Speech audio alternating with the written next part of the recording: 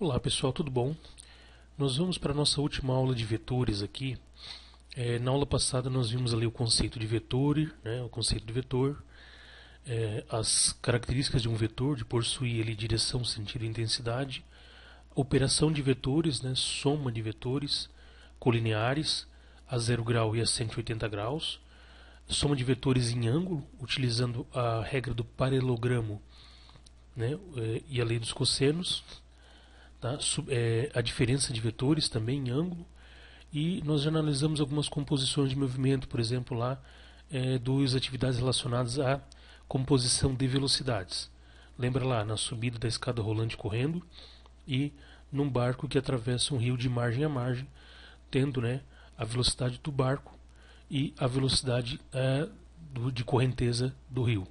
Então dá uma composição de velocidades ali que altera a velocidade do barco, né, se não tivesse, né, dá um resultado diferente se não tivesse ali a correnteza do rio para influenciar na velocidade de travessia do barco. Então, atividades que foram passadas para vocês lá. Esse último tópico aqui sobre vetores refere-se à projeção ortogonal de vetores. E eu acho, né, importante porque depois nós vamos trabalhar ali com plano inclinado e a gente vai usar bastante essas projeções de vetores. Tá? Então é bom já a gente ter alguma familiaridade antes de começar a trabalhar com plano inclinado, com componente X do força-peso, com componente Y da força-peso, depois calcular força normal, força de atrito, parará. Então é bom a gente já ter um conhecimento da tal composição ortogonal de vetores ali. Então a gente vai pegar um vetor, já vamos pegar um vetor que é resultante e vamos decompor esse vetor nos vetores que dão origem a este vetor. Olha só, então vamos lá. Pessoal, aqui eu tenho, né, o plano cartesiano x, y, e eu tenho um vetor r aqui no espaço. Esse vetor r ele faz um ângulo alfa em relação ao eixo x. Esse ângulo alfa ele vai dar, né, informações sobre a minha direção deste vetor no espaço. Tá? Então esse vetor, né, que eu batizei de vetor R, está aqui o símbolozinho que representa, me dizendo que esse R aqui refere-se a um vetor, representado por essa flecha aqui no plano cartesiano. Então aqui eu quero saber quais são os vetores que deram origem a esse aqui. Então esse aqui já é um vetor resultante, de certa forma ele é um vetor resultante. Eu quero saber quais são os vetores que deram origem. Se você lembrar lá na aula de vetores, a gente viu que quando eu tenho dois vetores em ângulo reto, né, ou dois vetores em ângulo que não sejam 90 graus, eu posso determinar o vetor que resulta da soma vetorial desses dois vetores. Se eles estiverem em 90 graus, né, esses vetores vão formar ali, né, vai haver a possibilidade de formar um triângulo retângulo. Tá? Então, o cálculo da intensidade desse vetor se torna simples. Só que agora a gente está fazendo o processo inverso. A gente tem no plano cartesiano um vetor que é um vetor resultante, então esse R aí ele resulta, né? Ele é resultante da soma, é a soma vetorial de dois outros vetores, só que esses vetores estão onde? No eixo X e no eixo Y. O que eu quero fazer?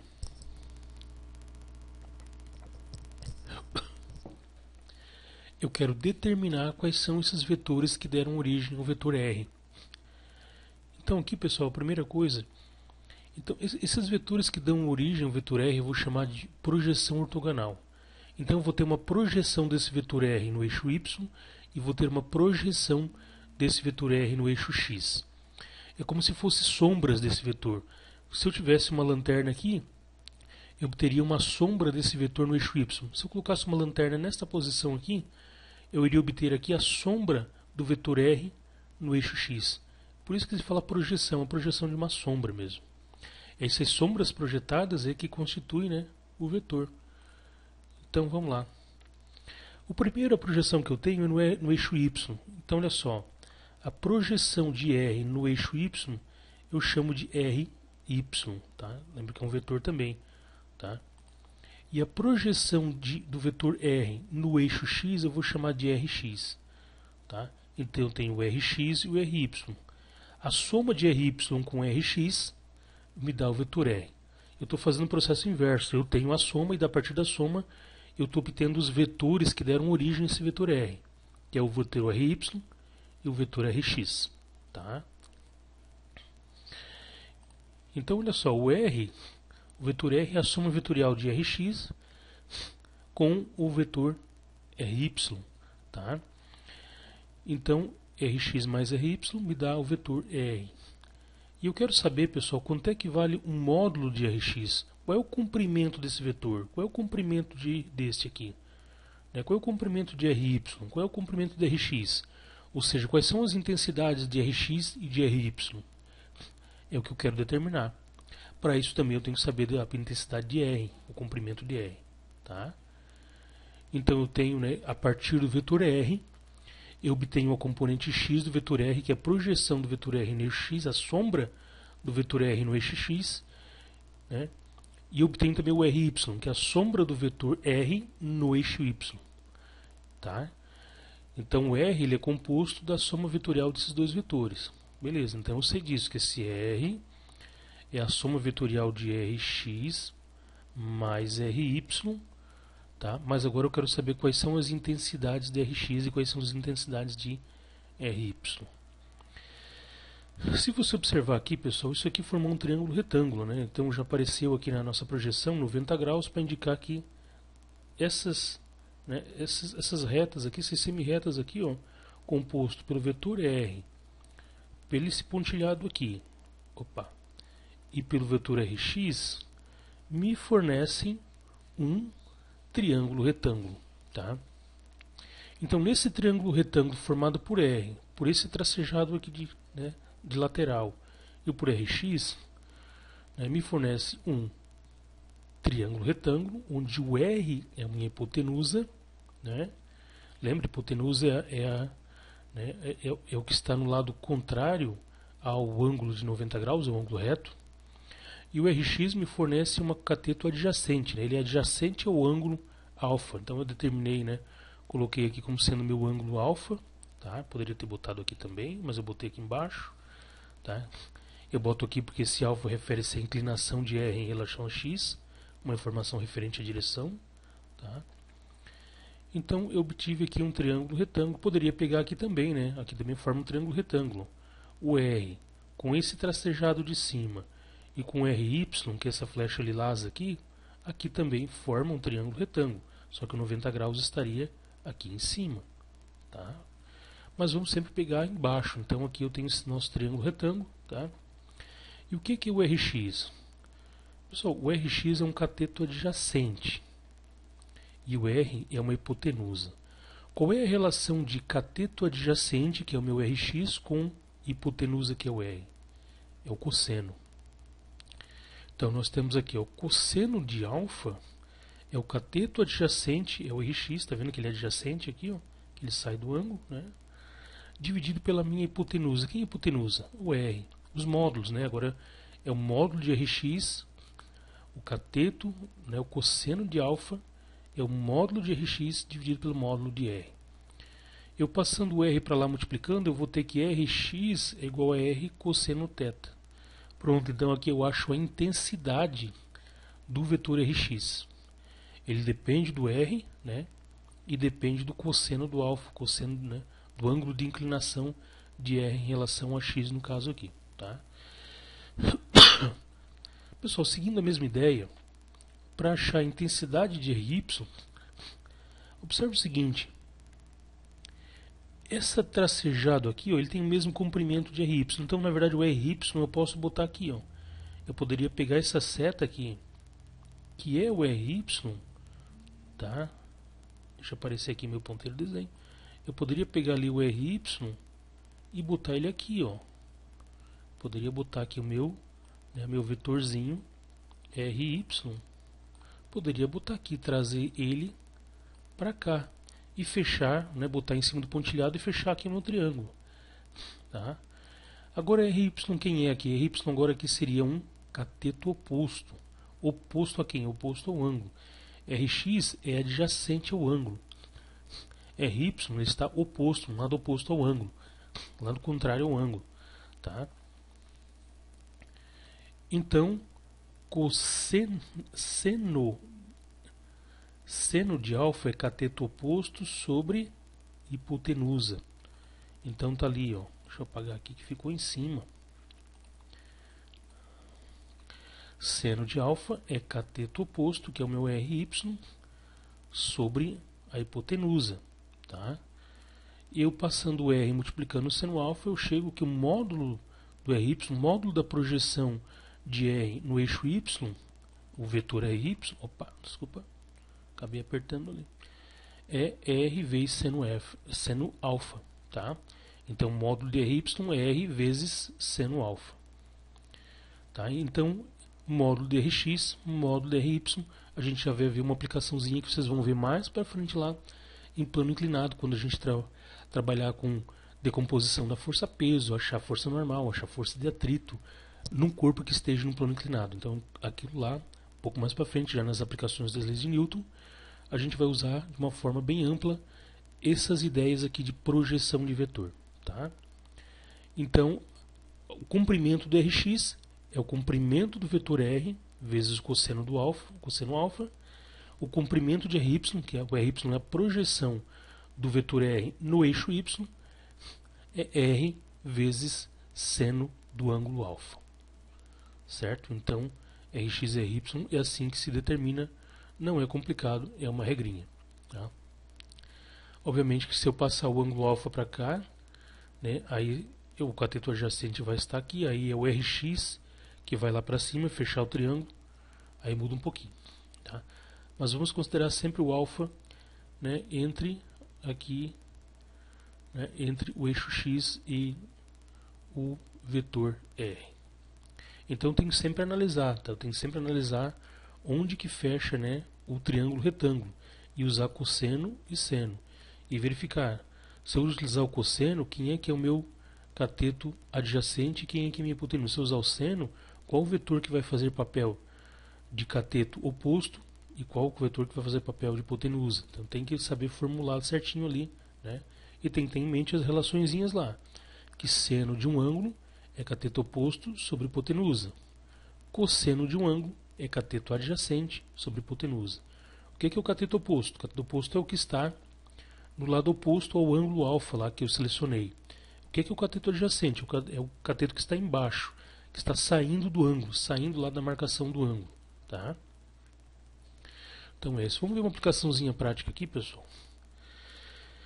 Isso aqui nós vamos ver um pouco mais para frente, seria, né, um corpo, uma caixa aqui que ela está em cima de um plano inclinado. Tá? Uma caixa com uma massa, obviamente, né, ela está em cima do plano inclinado. Então, sobre toda a massa, nós sabemos que atua uma força-peso. O que essa força-peso vai fazer? Ela pode eventualmente fazer com que essa caixa deslize. Por que eventualmente? Porque pode ter uma força de atrito suficientemente grande, né, para cancelar a componente da força-peso que vai fazer essa caixa escorregar. Tá? Só que essa força-peso ela tem duas contribuições, pessoal. Tem duas contribuições. Uma contribuição é a contribuição que vai fazer essa caixa escorregar rampa abaixo. E a outra contribuição é a contribuição que vai fazer com que essa caixa seja comprimida contra a rampa. Essa compressão contra a rampa depois vai ser importante na determinação da força de atrito num plano inclinado, que já vai diferir um pouquinho, né, da determinação da força de atrito num plano que não seja inclinado, aí, né, num plano horizontal. Tá?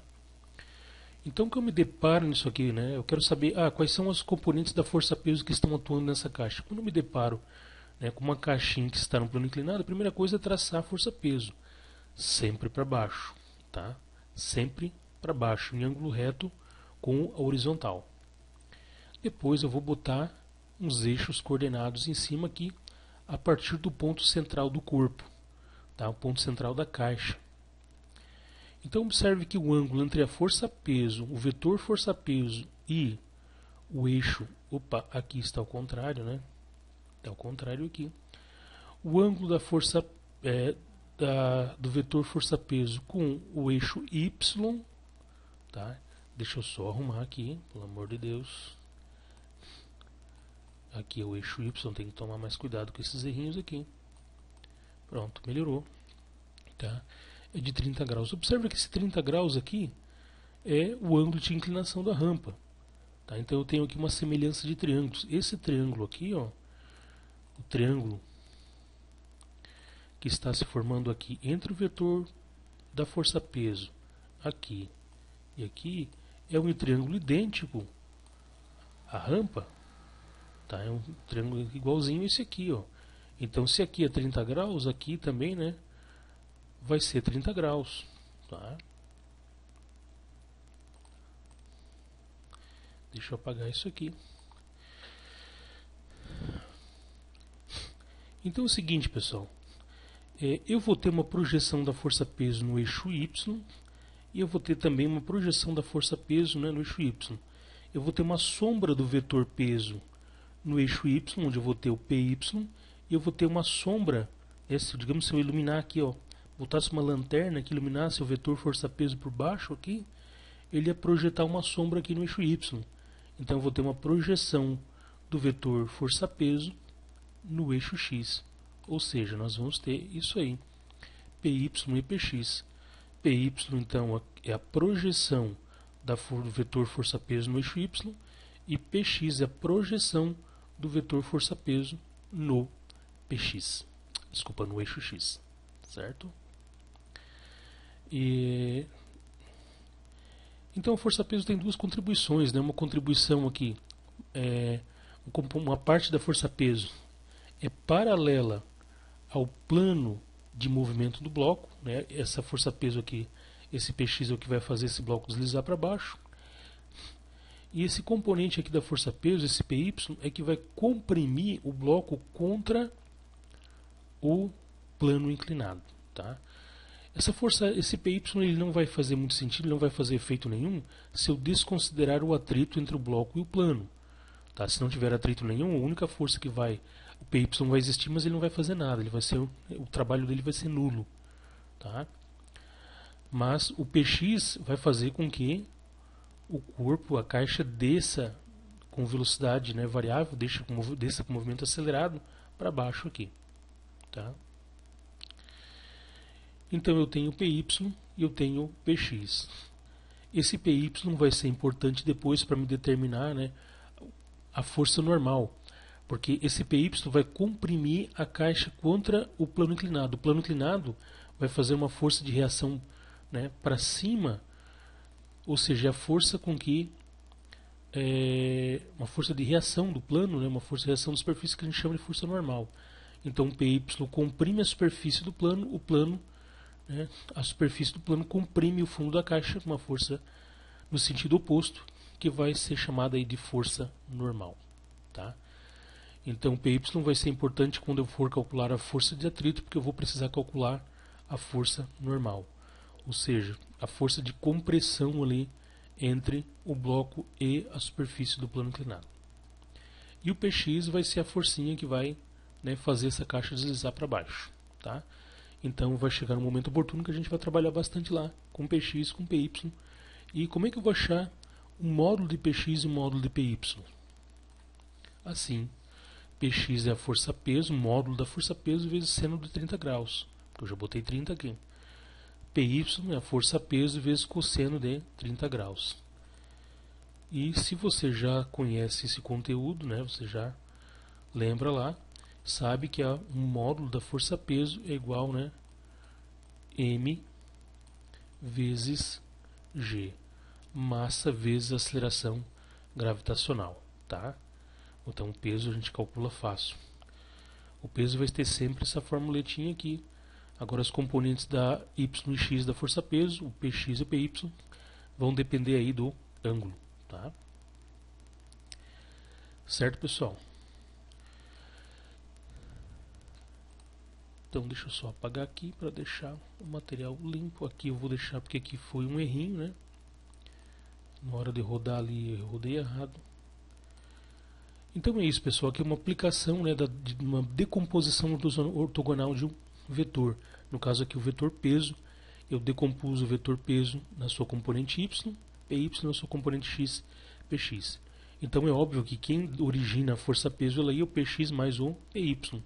O peso nada mais é do que a soma vetorial de px com py. Tá?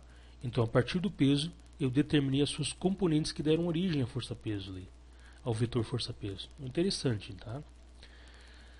Qualquer dúvida, estamos à disposição aí, pode entrar em contato, tá, pessoal? Então, por isso aí a gente finaliza nosso conteúdo aí de vetores. Espero que estejam entendendo, espero que estejam gostando.